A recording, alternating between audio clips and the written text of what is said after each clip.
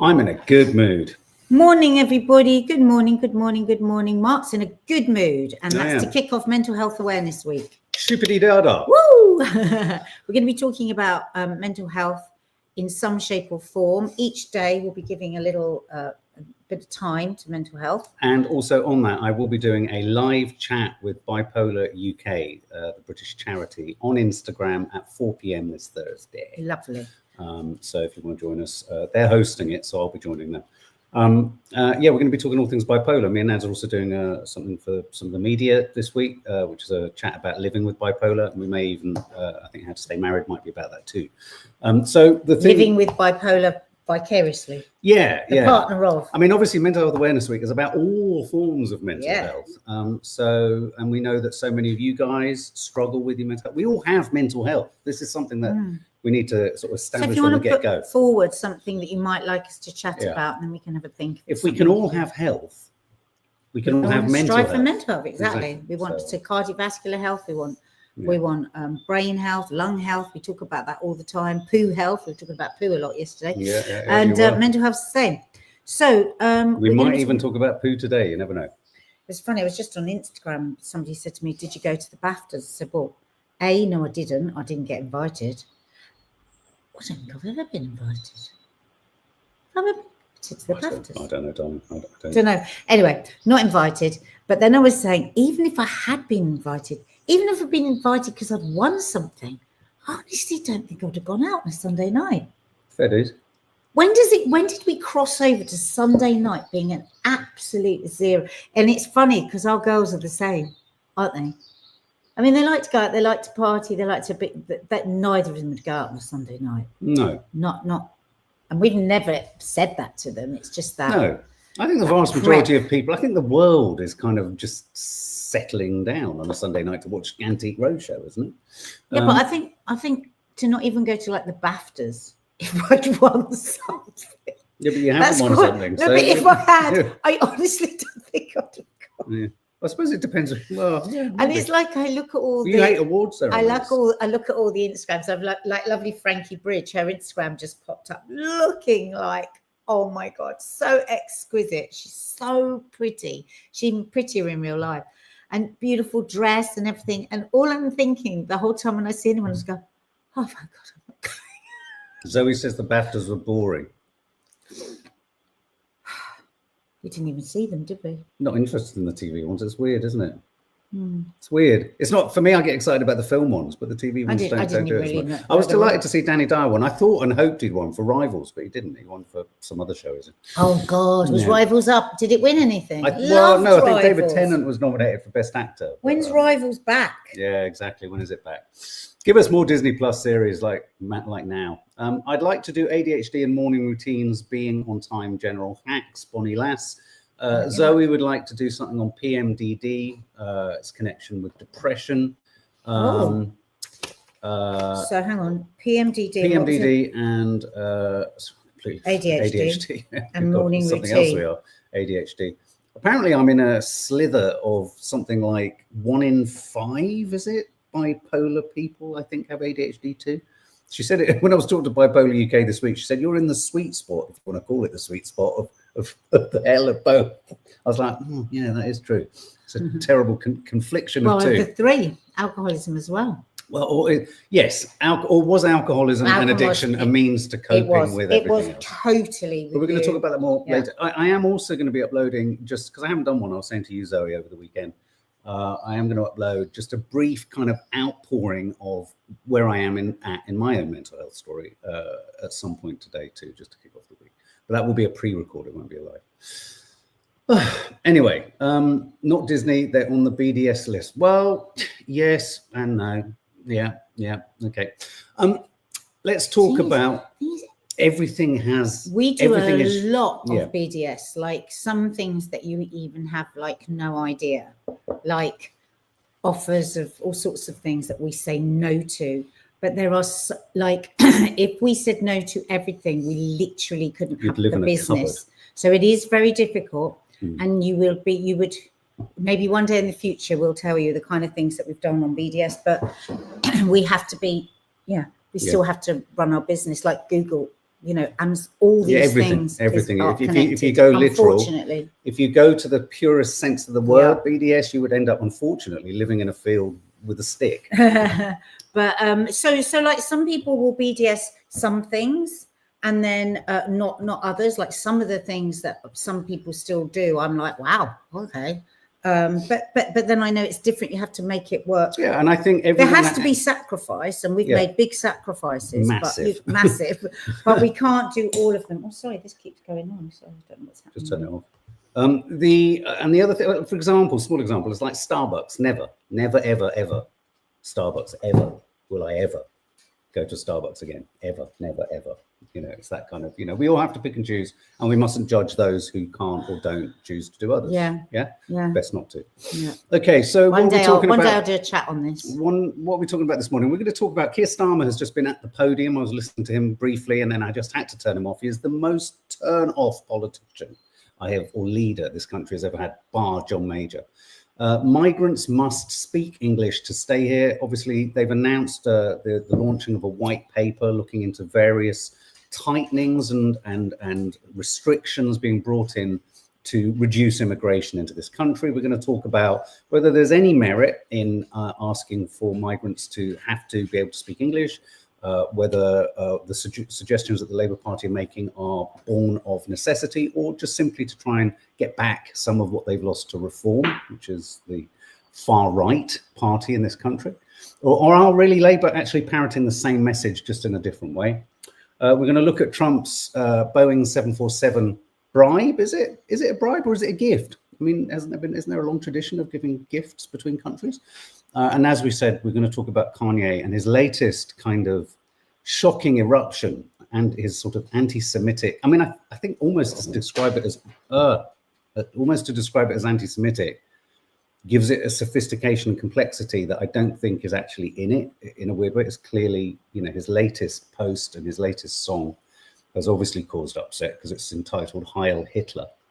And it's been removed from Spotify, it's been removed from SoundCloud, I think Apple Music, and only X is carrying it. Shall we have a funny first? Yes. Just to get us out of, just to get us into it.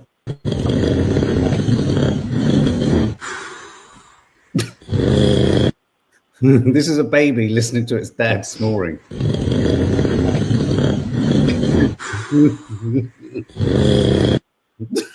Do it again. That's how I feel next to you, Ned.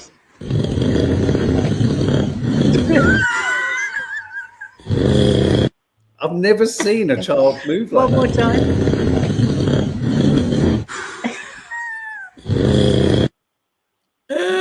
Oh my God. We saw his dad real time, really saw who his father was. Oh my God. That was funny. Sorry, I'm just going to have one of these. I feel a little bit dizzy. It's really weird. You feel a bit dizzy? And Nadia's just feeling a bit dizzy. Woozy. Go on. Vibrating, says Jenny J. What's vibrating? The snoring. Oh, the snoring. Yeah. No. Not Jenny. Oh, right. Okay, so Keir Starmer promises net migration will fall significantly by the end of this parliament because change, we've got change. There he is doing that finger thing that he does, which makes him look sincere and earnest and committed and pragmatic. That's the hand gesture of a pragmatic man. He looks like Paddington. He looks like Paddington. He just looks, his eyes. Yes, he looks like Paddington. English test among range of Labour measures to control immigration. So I just want to ask you guys, do you think this is appropriate? Do you think this is right? Do you think the idea that if Keir Starmer says system will be tightened up in all areas following sharp rise in support for reform, adults accompanying foreign workers to the UK will be expected to pass an English language test and care homes will be prevented from recruiting staff from abroad as part of a swathe of new measures? Every time I've read this, I don't know what it means when it says adults accompanying foreign workers. Well, because I think the assumption there is that most people who come to this country to work can speak the language, but what they're referring to in a very sort of politically correct way there is all of their family and dependents that come with them. So, for example, you might have a dad, I don't want to be sexist, say you've got a mum who's come as a doctor and she brings all her family, say, I don't know, from Bangladesh. They can't, in order for them all to come, they all have to commit to being before they get there, not. Yes, I think so, yeah. So, you know, this is, so where was I? As a part of a swathe of new measures, amid a recent, yes. So the government will also end the right of foreign workers to automatically apply for settlement in the UK after 5 years, instead extending their wait to a 10-year requirement, the Prime Minister has said. Now, these kind of measures, this is a white paper that's being launched. I was listening to a guy on the radio today. You're right. You're feeling a bit weird. Okay. I just wanted to give you a sort of, there was a guy who rang in straight after Keir Starmer's speech in which he took questions from the press, and he was talking about these various kind of, this isn't about asylum seekers necessarily either.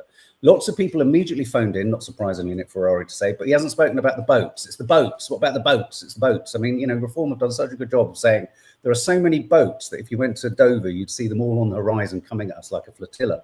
I mean, boats, boats, boats, boats. So there's a feeling that it doesn't speak to the asylum issue.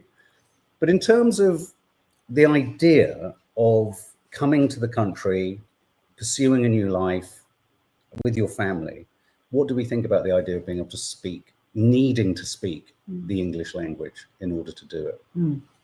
I think first of all, the boats thing has been blown out of all proportion. It really, really has. It's red meat again to keep people distracted from everything else that the government needs and should be doing. Okay. So, Emily Barr, he's fueling the rhetoric. He's fueling the rhetoric. As I said to Mark this morning, if I'd have read this before the last 110 days of Trump, yes, I would have just thought, oh well, you know, they're just reacting to Farage, and you know, all sorts of things are said and put in the air, and then, you know, da-di-da-di-da. But having watched closely what is happening in America, I find it very, very chilling, because I think they're actually sucking up to Trump and his, not rhetoric, his actions that he's putting into place every single day, having fights with judges every single day, and now threatening the judges as well.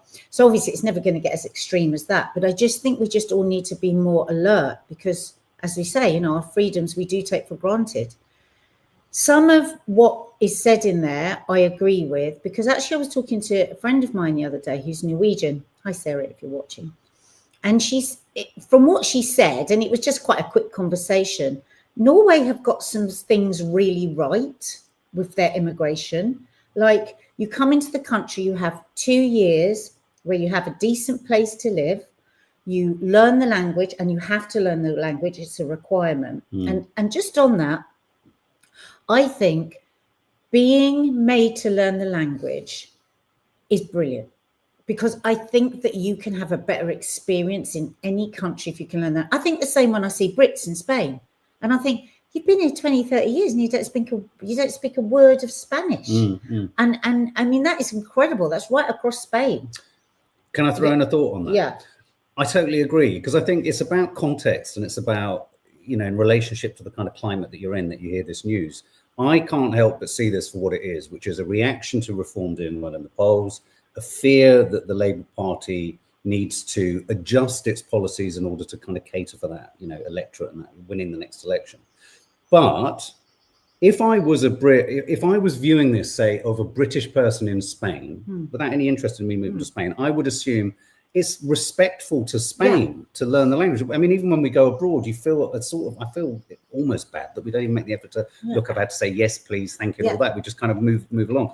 So it doesn't necessarily have to be an oppressive, no, it's not draconian oppressive. thing. And for some people that do come from other cultures and don't want to integrate at all, you know, like when my father came here, my father's Jordanian Arabic.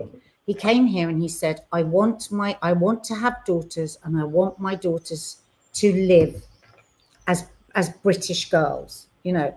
But not everybody is like that. Some people want to come here and they want to restrict family members from being integrated and learning the language. And that can be incredibly lonely and can cut people off. Now, I don't think that this is where that necessarily is coming with any of our politicians, but I think that that's a helpful thing. And definitely listening to my friend in Norway, then they get a training, and then they become integrated into society, and not like, I mean, like we've said this so many times, how many Syrians, how many, you know, living in hotels, They don't want to be. They want to be working. Many of them highly qualified, many of them desperate to actually be in their own country, and we don't allow it. And so what we do is we cause more and more problems for them. Been quite good for governments because they can blame so much on those refugees. So I do think it's good to help people to integrate if they're coming here.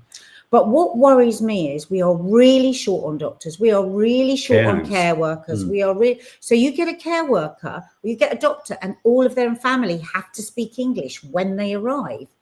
That seems like we're going to be in trouble there.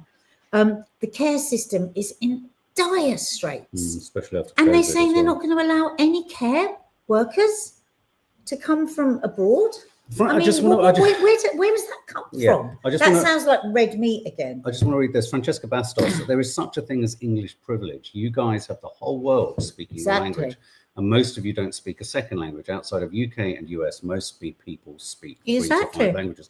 I think there's another thing, though, also about being lazy. There's another thing about being Britain and being America. On the one hand, we both as countries, and you could argue it's due to our control of the planet and language, we both have an exceptionalism. We both feel the world centers around us. We do have welfare system, et cetera, et cetera. I do think there is a sort of imbalance in the world. I think we pick and choose as a country the elements of what living in a global community amounts to. We want to sell to everyone. We want to buy from everyone. We want to exploit minerals and take things from everywhere at the best price. But we also then don't want the responsibility in poorer countries. Often, just look at the Pakistan-Indian situation and the Middle East. All of our historic making, we don't want to ever bear the consequences of an added burden. People do not want to leave their homes. Nobody really wants to leave their homes. But if we keep warring all over the world and causing, famines and terrible. I mean, just look anywhere. And it's us, it's the West that have caused so much of the shit that is going on for people in their countries where they want to be.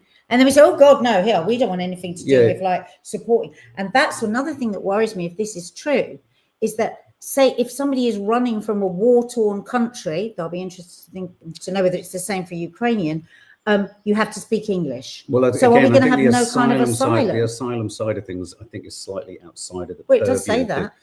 Yeah, but I mean, they were saying this morning. I mean, even Nick Ferrari was saying it doesn't tend to the specifics of asylum seeking. I think there are other laws and other rules around that. This is about sort of legal immigration and tightening the rules. Good, if that's the case, because that's really frightening. Yeah, I mean, I just wanted to read MeTube. If care sectors costs rise, there is a secondary benefit. People have to sell assets after passing on inheritance. Sorry, I kind of missed what that's referring back to. This country simply puts no effort into allowing ease of integration. We expect people to show up and just know how to interact with their culture, to know perfect English and our laws. Silly, really. Yeah, that was the point I wanted to make. I'd lost my thread. I personally do think, if I think through schooling, and I think like in a neighborhood like around my mum's, where it's a principally Bangladeshi community, I do think that an inability to speak the language of your country leads to a kind of, I'm not using the word in a pejorative sense, but a ghettoizing of kind of communities. Yeah. It means that the community that doesn't speak English feels sectioned away as much as the English-speaking community feels that they are other. I do think being able to speak the language, but I think it's about how the government finds a sensitive and kind of, subtle approach to, as you rightly say, allowing families of those who are moving here to be able to integrate. I think there needs to be a kind of humanistic integration rather than just you need to have learned this. And if you don't by this date, you're on your way out. Because it just looks like a really easy way to just cull. Yeah, absolutely. It's like, have you seen the questions that you get to get the British citizenship? Most of us could not answer any of them. They make it impossible. They make it so that so many people will fail it. And what difference does it make to our country that you know what year such and such was built? Or honestly, they are hilarious, the questions. I mean, I remember vividly one of my strongest arguments with my granddad and my grandmother was when he had many heart attacks. He depended on the NHS an awful lot. I remember him being absolutely sort of furious that when he was being spoken to by a specific doctor or medical specialist, he said, and I couldn't understand a word he said. He wasn't speaking. He couldn't speak English. And I felt I remember at the time just hearing racism because he was being racist. I felt it was just like, oh, these horrible foreigners. Without any, what gets me about people who say this stuff about, well, I don't understand a word they say, or if you're working in this industry, I need to understand you, is why have we got a system that is needing people from every walk of life to fill those gaps? We need these people, and then we want to kick them. Yeah. I mean, genuinely, the NHS, how is it going to survive without that, the population of people that come from all over the world to help us out? Natasha Jonas, just finally. Hi Natasha. Christos had to do the test. The questions he was asked were ridiculous. Aren't they? No British people would know the answers. I know. My friend Simone, when she was doing it, she brought it into the makeup room at Loose Women, and she was asking if she knew the answer to any of the questions. It was so funny. Okay, well, let's move on. So this is the kind of thing that Qatar are going to give Donald Trump as a present. Trump says planned gift of luxury plane from Qatar. How do you say it? Qatar? Qatar is a very. My dad says it like this. Yeah, he says it brilliantly. Whenever I say it, he corrects me. This is an image which I think is quite fun of Donald Trump sat on top of a Boeing 747. So what is this then? How has it been told to us? Well, this is Donald. Donald's posted. Well, let me before I read what he said on Truth Social. So he's obviously he's doing his tour of the Middle East. I mean, I said to Nads last night as we whispered sweet nothings into each other's ears, said, God, could we really be in a situation where Trump despises Netanyahu? Putin and Zelensky are about to meet in Istanbul. Turkey. I mean, it sounds like Zelensky's waiting by a clock. And he says, I'm expected to see you at midday. He has actually said that, hasn't he? The Waterloo he said, clock. I'll be in Istanbul. India, Pakistan have both agreed to sort of put down their weaponry. The Houthis are just sort of chilling. Could we be at a kind of turning point where from everything... World War IV, 3 and 4, 3 and 4, it felt like a point. In the space of 72 hours, the world feels an eminently safer place, potentially. Can you imagine how close we've got to things behind the scenes, though? Can you even imagine? I mean, the turnaround from Trump is quite extraordinary at the moment. We're going to do a separate video on it because there is something extremely bizarre going on with Israel and America. Now, it could be that he's merely giving Netanyahu the cold shoulder, and we'll get to the airplane in a minute, because he is looking for investment from Saudi Arabia, UAE, Qatar, and all the kind of, the Gulf countries. And he's been given a big plane. And so one of those things that it appears he's been given is, the Qatar are saying that they might give him a big plane. So early on Sunday, ABC reported that the Trump administration was girding itself to accept a luxury Boeing 747-8, a jumbo jet from the Qatari royals that was estimated to be worth about $400 million. It's described as a flying palace. The idea would be that Trump would then use the 13-year-old plane as the new Air Force One until shortly before the conclusion of his second Oval Office stint. The luxury gift from Qatar was expected to be announced this week during Trump's 3-day tour of the Middle East.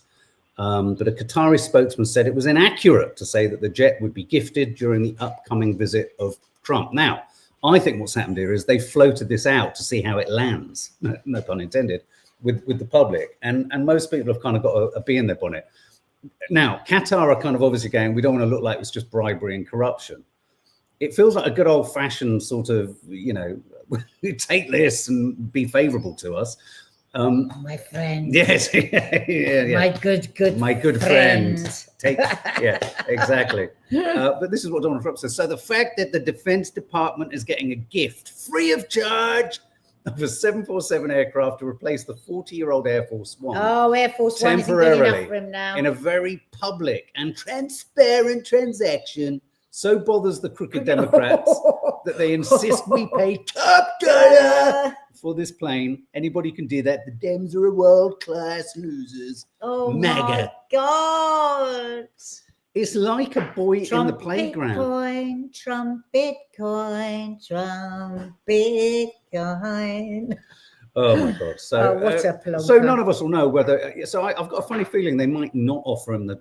I don't know. I think he's had his eye on it for quite a while. We saw this clip yesterday of him, didn't we? America has the worst education in the large world. The large world. Large, This world is large. It's much larger than me. The large world. But it's not as large as my ego. So yeah, God only knows whether Trump's Boeing 747 is a bribe. But I mean, it's interesting. He isn't talking to Netanyahu. There is some kind of a rift. Israeli media has reported this. There has been mutterings, though none of the headlines have been verified, that America could be about to recognize a Palestinian state. Now, of course, for all of us, the hope is that this is a reality, that this will come true. Let's hope that perhaps even Donald Trump's transactional relationship with everything has led him to get to the point where he's like, oh no, Netanyahu, this isn't good. My theory on this, and we'll talk about it in detail elsewhere, genuinely is this. I think all of the intelligence services and all of the sort of, relatively educated people in Trump's administration have said, look, regardless of what, fuck the West Bank, fuck Gaza, they don't care about either of them. But what they also do care about is they think that Netanyahu is a fast track to Israel going bust, literally, in terms of the number of people leaving, the business is going to pot, the tourism is fucked. The economics of Israel, the prospects of Israel are massively endangered, principally because of Netanyahu's striving to stay out of court. And I think this is less about the sort of milk of human kindness towards the Palestinians. I think it's more about Netanyahu's bad for Israel in the long term. So let's get rid of him and let's get someone else in. I mean, they'll get an unwholesome surprise when they realize there's just as many horrible people behind Netanyahu as there is Netanyahu. So, my worry is how transactional it might be. What do you think? We have no idea at this moment, because I mean, Trump could turn around tomorrow and say something completely different. But I've always thought that Trump would come up against Netanyahu because Netanyahu takes the piss. He makes these big speeches. I was listening to one this morning that I think he made yesterday, and they're very, very demanding of the rest of the world and very demanding of America. Yes. And, he's this constant drum of anyone that is against anything I say is anti-Semitic is really pissing off huge swathes of the Jewish community across the world. He is, and who knows, because he has who might be whispering that into Trump's ear as well, because obviously we know he gets huge bribes from some of his Jewish, what do you call them? His team. What's that? What's the woman's name that gave him billions of dollars? Anyway, so you don't know. Could it be somebody shifting? Somebody else walks into the room and tells him something new, and he goes with that, and then somebody comes in through that door, and then so we literally cannot know. No, Michu makes a good point. The US loves regime change, and Israel is no exception. They like to control everything. They do like to control everything. And he does want Gaza for himself and his son-in-law. The Gaza Riviera. Remember, he kept saying, America will have the Gaza. Gaza is beautiful. We're going to build property on it. Great for oceanfront properties. So maybe he just wants him out because actually he wants Gaza for him. Because he ain't going to stop the ethnic cleansing. That's for sure. No. And also, I would say that, the Arab nations and the Gulf states have not garlanded themselves in kind of dignity around this. The Arab nations surrounding Palestine, they have all demonstrated either how compromised they are or how unwilling they are to even kind of step a bit further in their sort of diplomatic pressure. Say something. Say something. I mean, though they've done, probably they would argue we've done as much as we can because the boot of America is on most of those countries' necks. Yeah. But the Gulf states less so, and the Gulf states don't for a minute think that there isn't all sorts of weird shit going on down there. Gulf states, I mean, Saudi doesn't give a shit, does it? Not at all. Not at all. Shit about Palestinians. Okay, well, let's turn to Kanye. This is the story of Kanye's pro-Hitler song. Has got millions of streams on X, as other you heard this? No. With a new single racking up millions of streams, Kanye West is continuing to spread alarming anti-Semitic rhetoric. On Thursday, the 24 times Grammy winner released Heil Hitler on multiple streaming platforms, many of which have since removed the track, but it continues to rack up millions of streams on X, along with the single's art, which resembles a swastika. So I'm going to pop the image up of him and his and the logo. It might cause offense to some. Apologies. This is merely. I think you shouldn't put it up because we'll get taken down. There you go. Take it down. Okay. So that's what he's posted. So Musk is I'm surprised Musk hasn't come out in support of this ban. Yeah. Yeah. No, not the ban, and support that he should be allowed to play it. Well, that's why it's allowed on X. I think tacitly he's allowing it. On X. Sorry, I didn't hear X. I heard Spotify. No, Spotify's been banned. Oh, SoundCloud has been banned, but the only platform it's available on is X. It's available. Yeah. Oh, I see. So Musk really has allowed free speech. As long as it's free speech that he agrees with. Now, the thing I find weird about this is, like, of course it's anti-Semitic, and of course anything that adores Hitler is anti-Semitic. It's complete, but it's so patently and absurdly, obviously ridiculous that I don't think it's the kind of thing that's going to sort of, if you're sat there and you're just going about your life and you go, fucking hell, I'm starting to feel I might be anti-Semitic because of this song, that you just think all I think when I see this story is, oh dear, this man is deeply, deeply struggling. I get so confused with everything around this, because I thought white supremacists were anti-Semitic, and yet the American government is blindly faithful to everything that Netanyahu wants. Yeah, but we have this strange conflation where white supremacism has collided with extreme right politics in Israel. Yeah. So the two sort of meet up at a certain point. But is it not just Kanye as well? And it's absolutely right that this is taken down, and it's offensive and it's horrendous and it shouldn't be accepted and in any way, shape or form. But also, do we always play into Kanye's hands by giving him all this outrage when actually what he wants more than anything is outrage? And he's becoming more and more, I mean, I don't know enough about the music business. Is he still as seen as brilliant as he ever was? I don't know. Is he becoming relevant? His last album was just as popular. Zoe. So he's still relevant within the music business. So this isn't the desperate last throes of a guy. I think he's becoming with everything he does, he's becoming increasingly more and more marginalized. Zoe, I think there's only so much sympathy we can give Kanye. After a while, it's like you're just a vile person. There's something, and that's coming from me, who's a big empath. Exactly. I find him a vile person. He hates that the music industry is moving on without him, and so he's desperate to have the spotlight back on him by any means necessary, mixed in with him constantly trying to reframe controversy. Yeah, and then he tries to make out, I saw somewhere, he said, oh, wow, they really are trying to shut down the N-word. And it's like, that's not what's happening here. He's clearly ill. Well, the other aspect of this that I really wanted to seize upon is the idea that I get one of my worries around the whole Kanye thing is that he has become the go-to understanding for the vast majority of people's idea of bipolar. And what I wanted to say in Mental Health Awareness Week is that we can't speak to his diagnosis. On the one hand, he's been diagnosed with it. On the next, he says he's been misdiagnosed. We can't get involved in whether he was rightly or wrongly diagnosed. It's kind of irrelevant. What I would say is that his behavior speaks to increasingly some kind of mental, infirmity or kind of volatility that is either, as you say, Reese, him trying to court controversy or is actually something more kind of personal and profound. But what I do get frustrated by is that I think the stories like this and the press around people like Kanye, or specifically Kanye, is what most people, I'm not suggesting he's giving a bad name to bipolar, but I think a lot of people assume that that's what bipolar looks like. And that's now, of course, bipolar types 1 and 2, they're different. By type 1 is much more severe.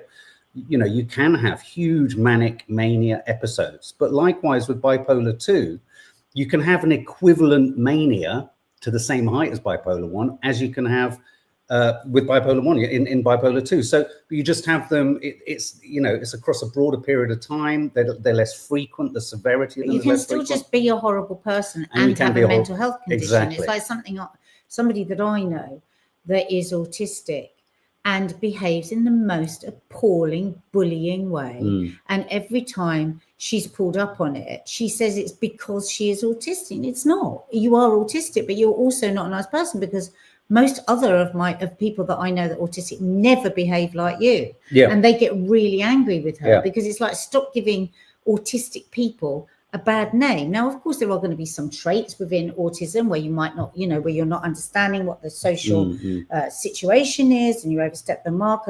But to be an outright bully, as this person is, it's not because she's autistic. It's because she's horrible. No. you know. And so it's the same with all of, you know, of all mental health conditions, isn't it? It's just people want to package people away too quickly and easily. But I also do genuinely think there is a really interesting discussion to be had around the choices people make who have mental health issues, and the extent to which people with mental health issues, and I'm talking about myself here as someone with bipolar and ADHD, which is neurodiverse, it's not a mental health illness. You know, the extent to which where the choices one's making or how one's interacting with people is a consequence of your mental health condition, and what is your choice and how you choose to present to the world. And I totally agree with you. I think this idea, I mean, I know someone else very, very intimately who I remember saying, but why are you doing that? And they go, oh, well, I cannot be very nice sometimes because I think I'm a bit autistic. And I'm like, well, A, that's a misunderstanding of autism. You can't be a bit autistic. No. It's so wrong now. And so I do worry. I do worry about the ability or inclination of some people to press down on the mental health thing as an explanation and justification for behavior that's actually just not nice or not agreeable. It's funny because I sometimes am definitely guilty of labeling, well, to others, it might look like I'm labeling myself. Like I now will say, God, that's so ADHD of me. And people might think, oh, why did she say that? You know why? Because I've swapped it out for going, oh, I'm so stupid, or I'm so annoying, or I am such a failure at this. This is all the things I used to say.